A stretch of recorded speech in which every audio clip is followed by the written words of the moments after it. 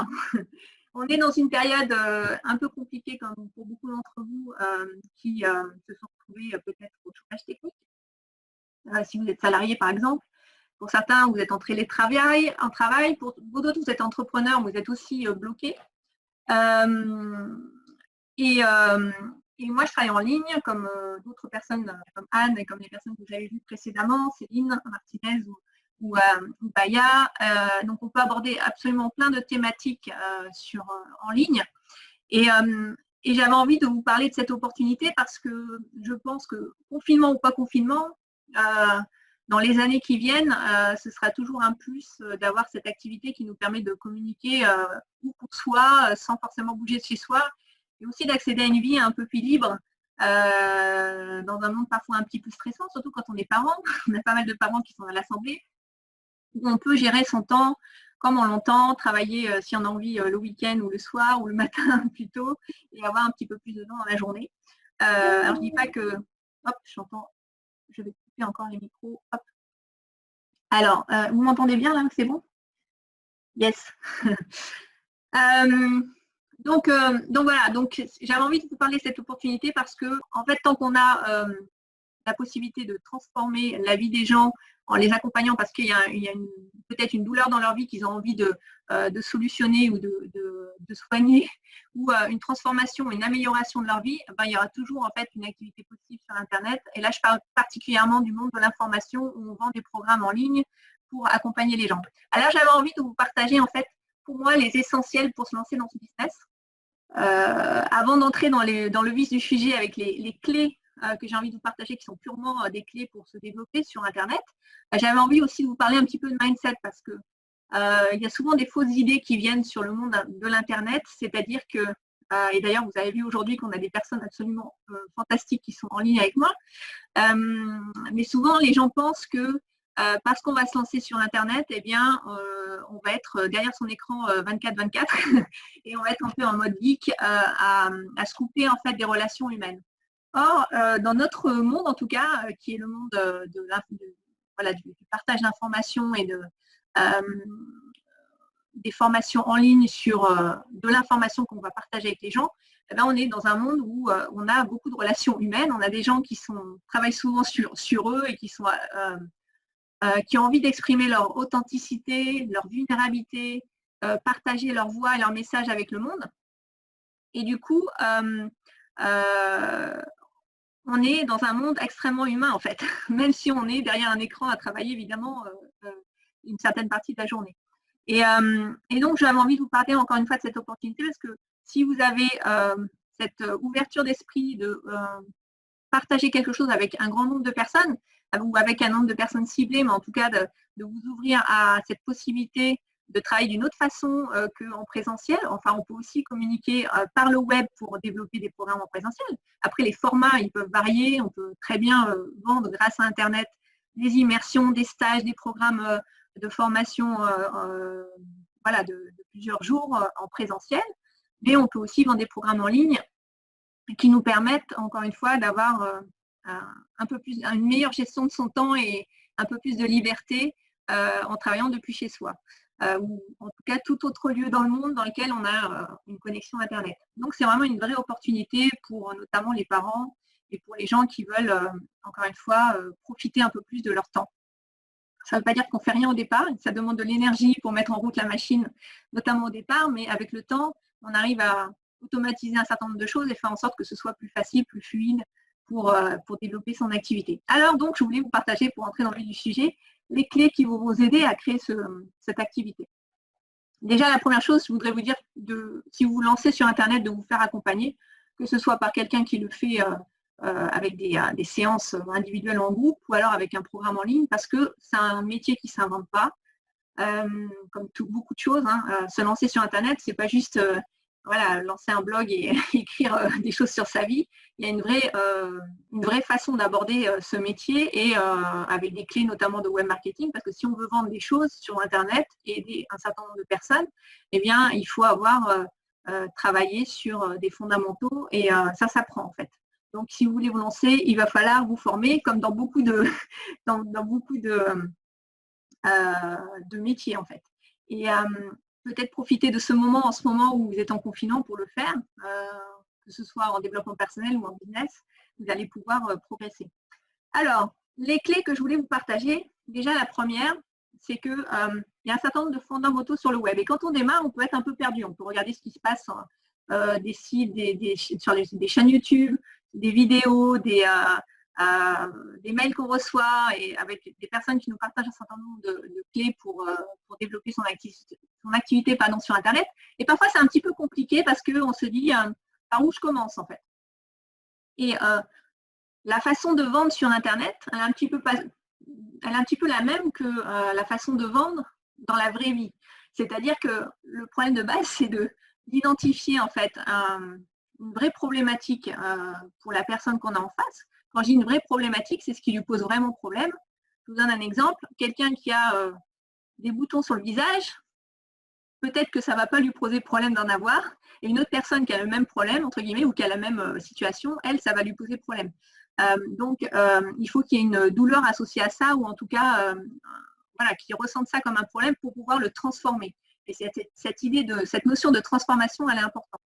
Donc, déjà, on va aller chercher un sujet où il y a une possibilité de transformation, d'amélioration. Après, ce n'est pas forcément un sujet sur lequel il y a des douleurs, ça peut être aussi améliorer son jeu de tennis ou donner des cours de piano en ligne, ça se fait aussi. C'est-à-dire des choses de loisirs qui vont permettre à une personne de s'améliorer, de passer peut-être de débutant à quelqu'un de confirmé ou de plus avancé. Donc, on peut vraiment balayer plein de thématiques à partir du moment, encore une fois, il y a cette idée de transformation et de progression de cette personne pour passer d'un point A où elle a une problématique à résoudre au point B où elle a résolu cette problématique grâce à votre solution. Donc, ce qui va être important, c'est d'aller identifier ça. Et pour ça, la meilleure façon d'identifier ça, c'est de converser avec les personnes et d'observer autour de nous, en fait. Souvent, nos premiers clients sur Internet, c'est des gens qui sont dans notre giron existant de personnes, de connaissances dans notre entourage, parce qu'il y a une notion qui est importante, c'est la notion de confiance.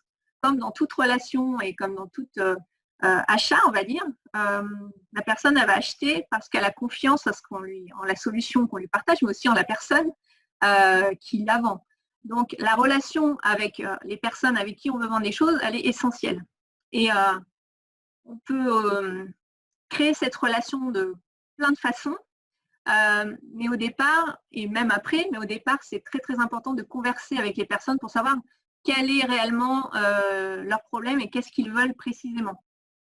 Et ça, la meilleure façon que moi j'ai trouvée et qui existe depuis la nuit des temps, c'est de discuter directement avec eux. Donc, ça peut être avoir un entretien téléphonique, leur poser des questions, être en mode écoute à 80% du temps, c'est-à-dire poser des questions, demander mais quelle est ta problématique, qu'est-ce que tu vis actuellement, qu'est-ce que tu aimerais atteindre dans les mois, dans les semaines, dans les mois qui viennent. Et d'aller identifier en fait quel est l'écart entre ce qu'ils vivent aujourd'hui et ce qu'ils aimeraient atteindre en fait. Et c'est là que vient notre solution pour les aider. Donc, première chose, c'est de converser avec les personnes qu'on va accompagner. Et ça peut se faire dans la vraie vie. Il suffit de poser la question aux gens autour de vous. Vous avez tous et toutes peut-être des connaissances professionnelles, ça peut être des emails professionnels ou pas, ça peut être peut-être des clients que vous avez dans la vraie vie, entre guillemets, et vous pourriez digitaliser votre activité, c'est-à-dire la mettre sur Internet, donc discuter avec eux.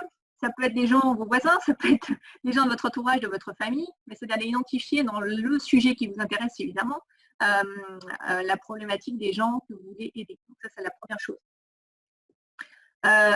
Ensuite, à partir de là, on va pouvoir créer la solution qui est importante pour les aider. Donc, cette solution, elle correspond à la fois à vos envies, qu'est-ce que vous avez envie de transmettre, à vos connaissances, à votre expertise, si vous en avez une. Mais même si vous êtes débutant, c'est l'avantage d'Internet, c'est que vous pouvez accompagner les gens parce que vous êtes en train de progresser sur le chemin et vous allez partager au fur et à mesure vos progrès.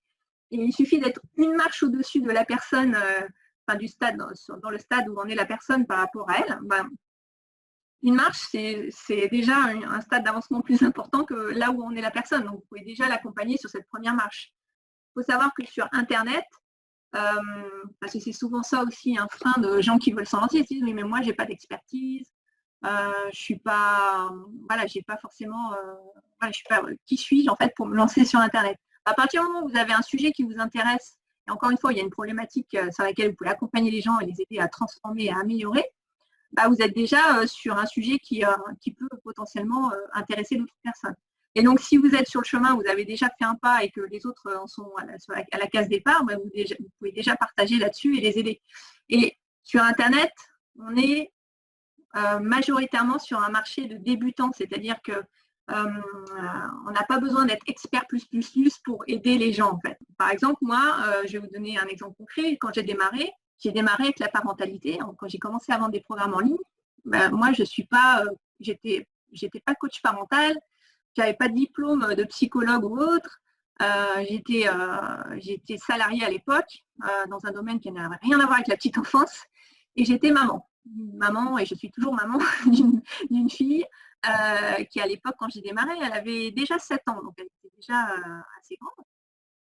Et je me suis lancée sur un blog sur la parentalité pour aider les parents à mieux communiquer avec leurs enfants, parce que j'ai transposé en fait quelque chose qui existait déjà aux États-Unis qui s'appelle la parentalité ludique, qui existe depuis 30 ans là-bas. On crée cette relation assez sympa avec les enfants en communiquant par le jeu. On arrive à résoudre pas mal de problèmes qu'on peut vivre en tant que parent. Et ça, en fait, je me suis lancée sur une thématique parce que ça me passionnait et parce que j'avais cette expérience avec ma fille. Mais voilà, je n'avais pas de diplôme particulier dans la petite enfance ou autre. J'ai juste partagé en fait mon expérience de maman. Donc, ce qui est important, en fait, c'est surtout de partager avec sincérité qui on est et qu'est-ce qu'on peut apporter.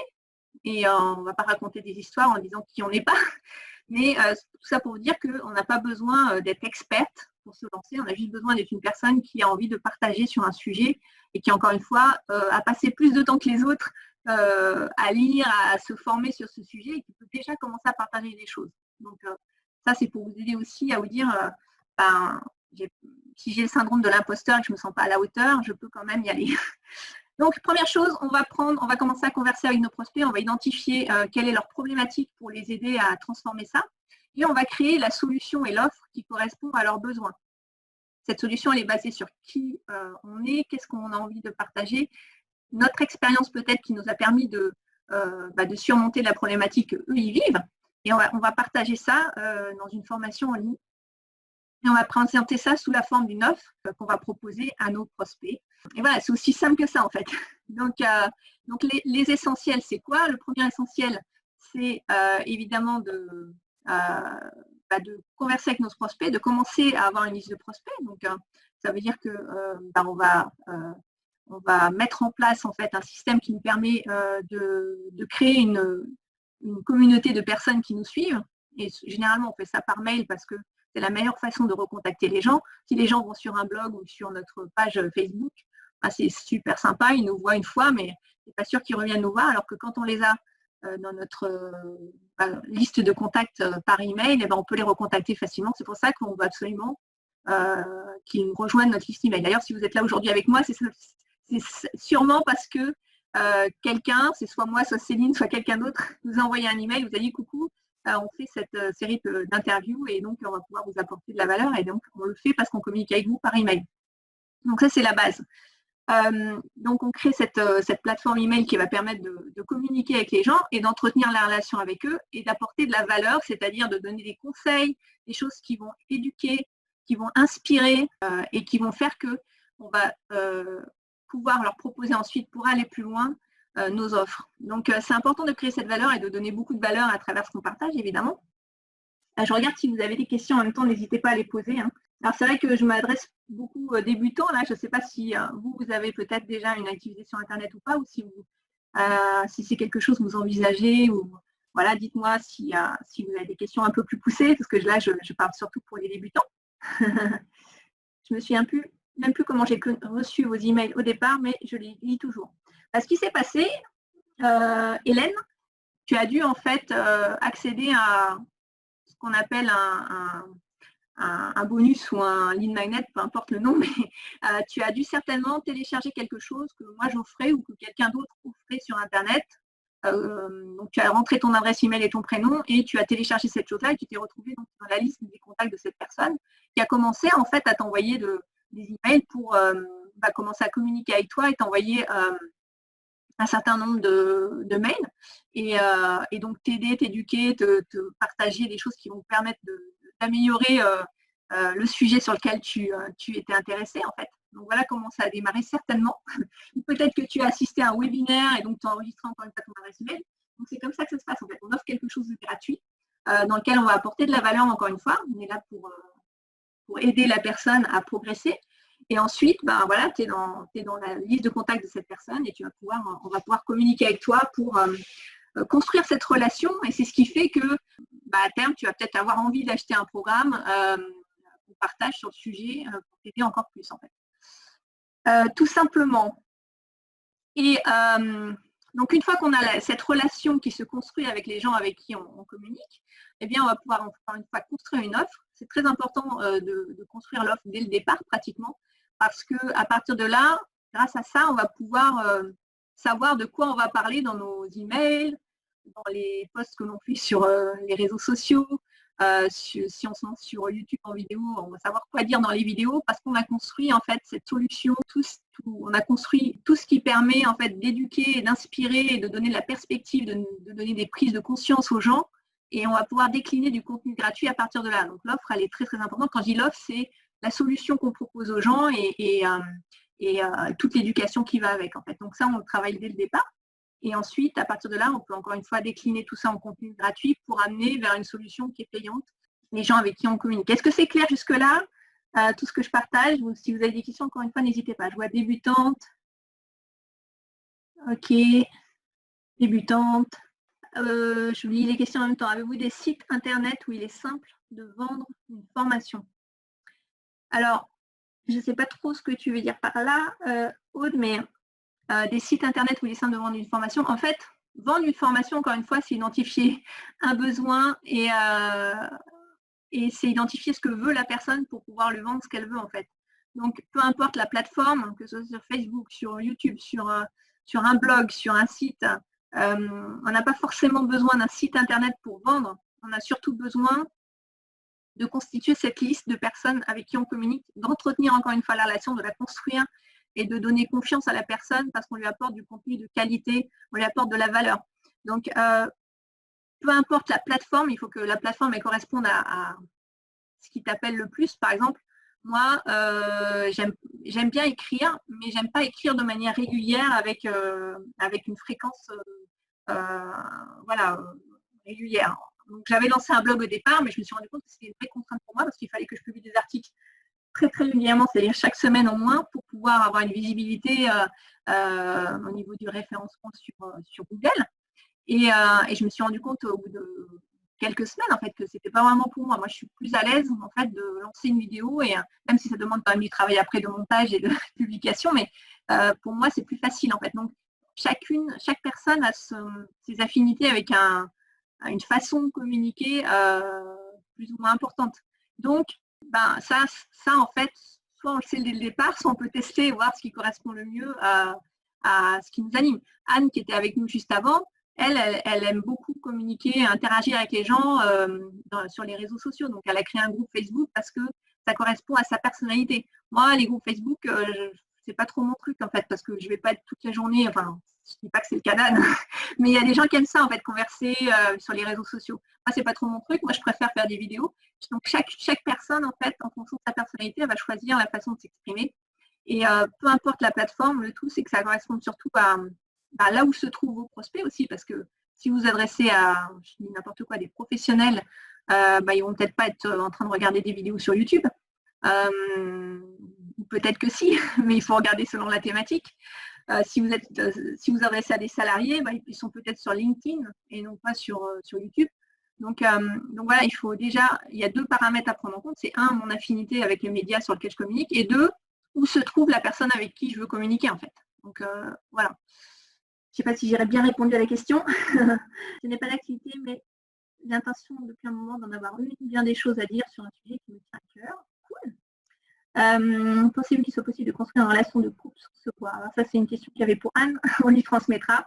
Comme Sophie, je veux me lancer, mais je ne sais pas quelle activité. OK. Donc ça, c'est quelque chose à affiner, savoir ce sur quoi. Encore une fois, la palette est très très large sur Internet, on peut vendre beaucoup de choses.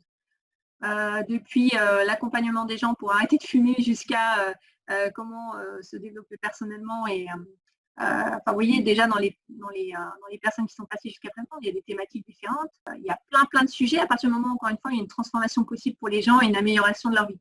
Donc, ça demande de prendre un peu de temps pour savoir surtout qu'est-ce qui te fait vibrer à toi. Et juste une petite astuce par rapport à ça, souvent le sujet qui va nous inspirer le plus, c'est souvent quelque chose qu'on a vécu ou quelque chose ou un challenge qu'on a vécu ou un vide dans notre vie quand on était plus jeune ou peut-être plus récent, qui fait qu'on a transformé ça et on a envie de partager cette expérience avec les gens. Par exemple, moi, j'étais salariée pendant des années et au bout d'un moment, j'en avais marre et je me suis mise à mon compte. Donc, maintenant, j'aide les gens à devenir entrepreneurs en fait sur le web. Voilà, donc c'est venu d'une situation personnelle qui s'est transformée en professionnelle parce que maintenant, je sais comment faire ça puisque je l'ai fait, j'ai fait le chemin moi-même. Donc, j'explique aux gens comment ils peuvent devenir entrepreneurs sur le web. Quand j'étais dans la parentalité, c'est pareil, je vivais une situation avec ma fille et je voyais qu'il y avait des challenges des parents autour de moi. Et moi, en fait, j'avais une solution qui est la parentalité ludique, que j'ai identifiée comme étant une des solutions pour répondre aux besoins des parents qui ont des enfants de moins de 10 ans et qui ont des difficultés avec des enfants qui ont des crises de colère, etc. Et donc, grâce à la communication ludique, on a une solution. En fait, c'est la solution que je partageais avec tout le monde. Quand j'aide les gens sur trouver leur voie, justement, là, c'est pareil. C'est parce que moi, à un moment, j'ai fait ce chemin de me poser la question, qu'est-ce que j'ai envie de faire dans la vie? Quels sont les sujets sur lesquels j'ai envie d'aider les gens? Et donc, par un certain nombre de questions que je me suis posées et d'outils d'exercices, j'ai réussi à trouver qu'est-ce qui me faisait vibrer et sur quoi j'avais envie d'aider les gens. Là, je l'ai transformé en formation pour aider les gens à faire la même chose, en fait. Donc, souvent, c'est une expérience qu'on a vécue. Ou alors, ça peut être un vide, comme je disais. Par exemple, si quand on était enfant, on a été traumatisé parce que nos parents étaient dans l'éducation autoritaire et qu'on a envie de changer ça pour les enfants des générations qui viennent, il y a des gens qui se lancent dans une activité sur la parentalité positive, par exemple, c'est un exemple, parce qu'ils ont vécu ce traumatisme et qu'ils n'ont pas envie de reproduire ça avec leurs enfants ou les enfants des autres. Donc, souvent, on peut aller chercher des idées d'activité là-dedans. Donc, si ça peut vous donner quelques clés par rapport à votre vie. Il y a des gens, c'est pareil, des gens qui étaient en surpoids et qui ont perdu du poids, ils expliquent comment faire, parce qu'ils ont vécu cette douleur et ils ont transformé.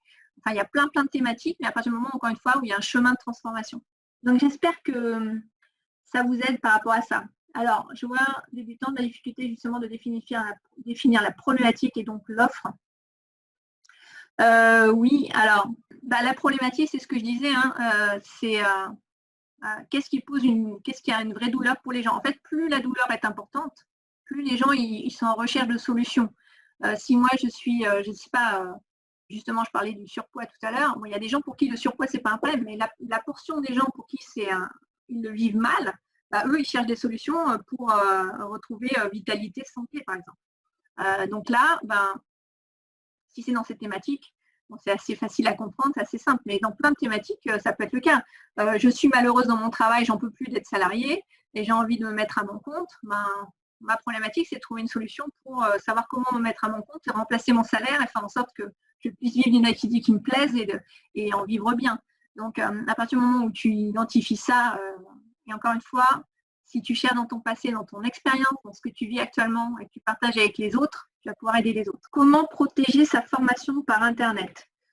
En fait, il y a des plateformes qui existent de formation sur lesquelles on héberge des formations, qui sont des plateformes privées. Donc, protéger, en fait, si tu parles de piratage ou autre, on n'est jamais à l'abri, entre guillemets, de gens qui peuvent partager nos formations. Voilà, ça fait partie du jeu. Il faut savoir que c'est un pourcentage extrêmement faible des gens qui font ça. Parce qu'à partir du moment où ils ont payé, en fait, ils donnent de la valeur à leur achat. Donc, généralement, ils ne vont pas le partager avec tout le monde autour d'eux. Mais bon, ça peut arriver et ça, c'est comme ça. Mais en tout cas, il y a des plateformes qui existent pour pouvoir héberger ces formations. Il y en a plein. En France, il y a Learnybox, il y a Kartra, il y a plein de plateformes. Donc, ça, c'est un peu plus technique, entre guillemets, mais ça permet d'héberger les formations et de faire en sorte que ce soit un espace de membres privés pour pouvoir se connecter. Si vous êtes membre de formation, vous devez savoir que vous avez une adresse email et un mot de passe pour vous connecter. Ça permet d'accéder à une plateforme privée. Pour vendre sur Internet, a-t-on besoin d'être une entreprise? On peut avoir peut-on être un particulier? Dès que tu commences à vendre des choses, donc à gagner des euros, si tu vends en euros, et oui, il faut avoir une entreprise. Après, ça peut être une entreprise, être en micro-entreprise. Donc, quand on démarre, c'est ce que je conseille d'ailleurs, c'est pas de se lancer tout de suite avec une structure juridique type SARL ou EURL, etc. Donc, micro-entreprise, c'est très facile à créer. Il y a beaucoup d'avantages au niveau administratifs et fiscaux, entre guillemets, qui fait qu'au départ, on n'a pas forcément beaucoup de charges.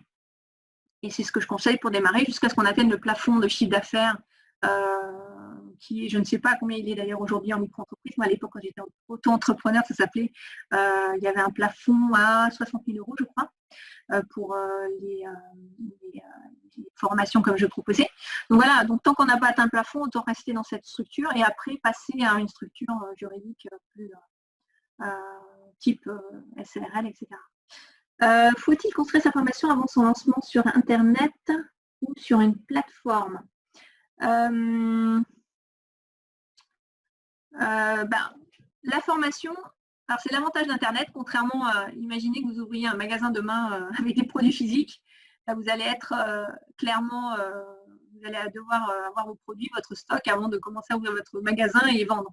Sur Internet, c'est pas comme ça que ça se passe. On vend d'abord en fait le produit avant de le créer. Pourquoi? Parce que on veut s'assurer que ça correspond bien aux besoins de la personne, donc et à ce qu'elle veut. Donc, on va tester notre offre en faisant cette offre auprès de notre audience. Et ensuite, on construit le produit au fur et à mesure. Évidemment, on dit aux gens, voilà, vous avez peut-être un prix spécifique parce que qui est une offre de lancement parce que l'offre, vous allez accéder au premier module, par exemple, la semaine prochaine, au second module la semaine suivante, etc. Donc, on va construire la formation au fur et à mesure.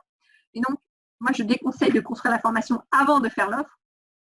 L'agent valider que son offre convertit bien, c'est-à-dire qu'il y a des gens qui achètent notre solution avant de la créer parce que ça prend du temps de construire une offre, de constituer sa formation. Ça prend un petit peu de temps. Et donc, autant que ce temps, vous le consacriez une fois que vous avez déjà commencé à faire rentrer des sous dans votre portefeuille pour pouvoir le faire avec aisance, quoi.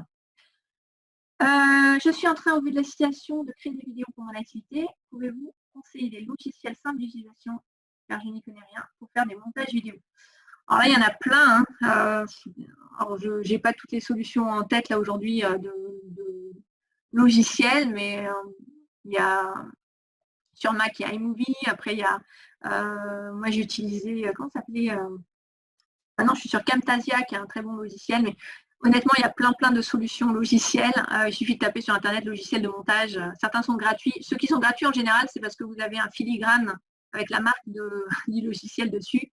Sinon, moi, je vous conseille quand même d'investir ne serait-ce que 30 ou 40 euros au départ pour un logiciel de montage. Parce que Camtasia, il est plus onéreux. Je crois qu'il est autour de 300 euros. Mais sinon, vous avez... qu'est-ce que j'utilisais moi Movie Studio, qui était un bon logiciel, qui est un bon logiciel. Je ne sais pas combien il est aujourd'hui, mais ça n'a pas dépassé 50 euros, ça c'est sûr. Donc voilà, il y a des logiciels de montage. Ils sont tous à peu près sur le même type de fonctionnement, donc c'est pas très compliqué. Et ça vous permet de commencer effectivement à démarrer et à publier votre contenu. On dit souvent qu'il faut cibler une niche particulière très ciblée. Je suis sophrologue, donc normalement pour tout public, aussi bien pour les jeunes enfants que les femmes enceintes, que les sportifs, que les entreprises. Pensez-vous que c'est voué à l'échec de s'adresser à toutes ces cibles et qu'il faille ne se focaliser que sur une? En fait, on peut effectivement avoir plusieurs cibles. La seule chose, c'est dans ta communication, Louise, parce que en fait, tu ne vas pas communiquer de la même façon à un homme qu'à une femme. Tu ne vas pas communiquer de la même façon qu'à une femme enceinte qu'à un sportif. Si une femme enceinte, tu ne vas pas lui demander, enfin j'ai n'importe quoi, mais tu ne vas pas lui demander de faire des exercices qui va lui demander de sauter dans tous les sens. Alors qu'un sportif, tu peux peut-être lui demander ça. Donc la communication, en fait c'est surtout dans l'offre, dans la façon dont tu vas amener l'offre à ces gens-là. Tu peux avoir plusieurs offres en fait qui correspondent à ces différentes cibles. Mais pour démarrer, il faut évidemment en choisir une. Et cette cible, en priorité, tu vas la choisir en fonction de, ton affinité, avec qui tu aimes travailler plus spécifiquement. Il y a peut-être un type de personne avec qui tu aimes travailler plus. Peut-être qu'il y a une cible à qui il est plus facile de vendre parce qu'ils ont l'habitude d'acheter ce genre de service que tu proposes. Donc peut-être que voilà, si tu t'adresses voilà, les entreprises, elles ont peut-être plus l'habitude ou je ne sais pas, identifier dans ton giron de prospects qui a l'habitude de sortir sa carte bleue en fait pour acheter ce type de service que tu proposerais. Et est-ce que la population que tu vises est suffisamment large en fait? Est-ce qu'il y a suffisamment de monde voilà, s'il y a 3 pèlerins dans la cible que tu vises, c'est peut-être intéressant de s'adresser à une autre cible en priorité. Ça ne veut pas dire que tu l'élimines complètement. Et une chose à prendre en compte, et après tu peux communiquer plus facilement. Si tu t'adresses aux femmes enceintes, tu vas dire, tu vas lui parler d'une façon qui va la toucher à elle en fait. Et donc c'est encore une fois une question de priorité, de répondre à ces 3 choses dont j'ai parlé, qui est est-ce qu'ils ont des sous, est-ce qu'ils dépensent des sous dans cette thématique déjà, est-ce qu'ils sont suffisamment nombreux, est-ce que ça correspond à tes affinités, et ensuite, même si tu fais une offre à ces personnes-là, ça ne veut pas dire que les autres vont être écartés, parce qu'ils peuvent quand même être sensibles à ce que tu partages et à ta solution, même si tu ne t'adresses pas directement dans leurs mots à ce qu'ils veulent. Voilà, donc il faut quand même s'adresser à une cible au départ et pas s'adresser à tout le monde. Je te donne un exemple concret aussi, juste pour aller au bout de ce sujet-là. Je connais quelqu'un qui vend des formations en immobilier. Et il avait 24 ans quand il est marié, il doit en avoir peut-être 27 maintenant. Et lui, il s'adresse à des étudiants. Donc, clairement, si moi, je m'adresse à des étudiants pour vendre une formation immobilière, je ne vais pas m'adresser à un étudiant de la même façon qu'à un père de famille qui a 50 ans et qui n'a pas les mêmes objectifs de patrimoine. Quelqu'un qui est étudiant, peut-être ses questions, ça va être plutôt comment je fais pour obtenir un prêt quand je suis étudiant. Alors que le gars qui est père de famille et qui est peut-être salarié en CDI depuis des années, il n'aura pas cette question comment j'obtiens un prêt parce qu'il a plutôt des feux verts dans la banque. Donc je ne vais pas m'adresser à ces 2 personnes de la même façon. C'est juste pour comprendre en fait qu'en fonction à qui on s'adresse, on n'aura pas du tout la même façon de s'adresser à eux. Walou. Alors, pour information, pour ceux que ça intéresse et qui veulent en savoir plus, je partage des liens sur la micro-entreprise. Merci beaucoup. Merci beaucoup Isabelle. Je suis dentiste et j'aimerais créer une activité sur le web. J'ai créé déjà une école de brossage, excellent, dans mon cabinet, mais j'ai du mal à imaginer que cela puisse intéresser. Et je me dis souvent que d'autres ont sans doute déjà exploré ce sujet. J'ai du mal à passer à l'action car j'ai peur.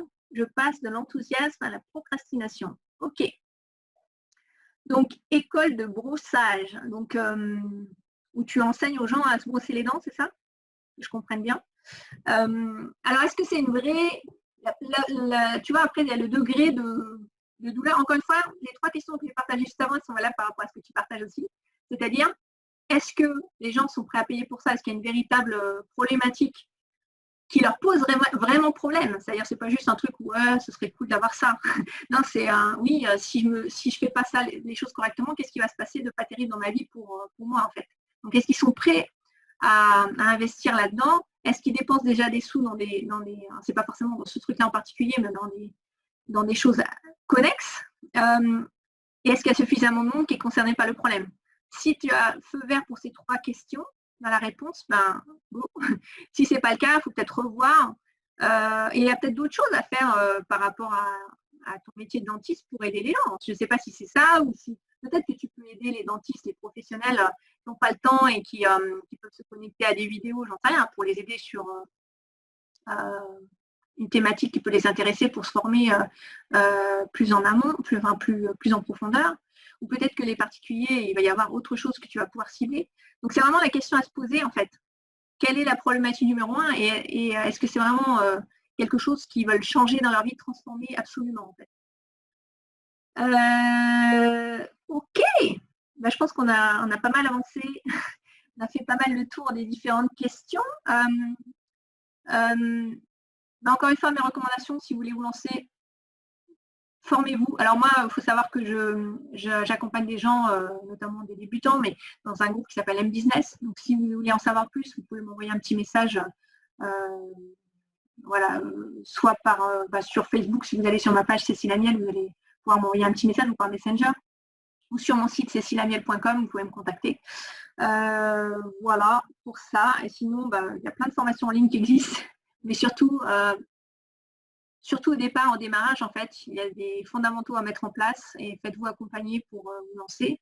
Et après, encore une fois, il y a plein de possibilités. Il faut déjà avoir affiné un petit peu le sujet que vous avez envie qui vous passionne. Ça peut être une passion, ça peut être quelque chose que vous exercez et voilà, sur lequel vous aimeriez aider les gens.